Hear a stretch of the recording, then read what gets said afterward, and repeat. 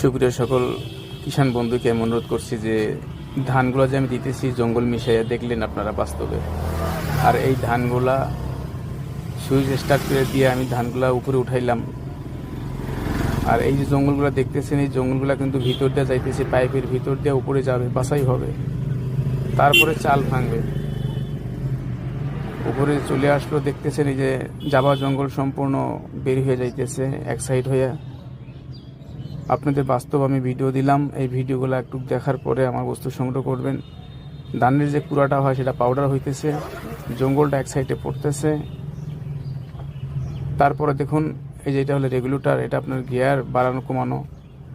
চাউলগুলো দেখুন কত পরিষ্কার, একদম প্যাকেটের চাউল। আর এই চাউলটা তিনটা ভাগে বিভক্ত হয়ে আসে, যেটা ছোট থাকে সেটা সাইড হয়ে আসে, বড়টা সাইড হয়ে আসে। আর এরকমই আমি মেশিন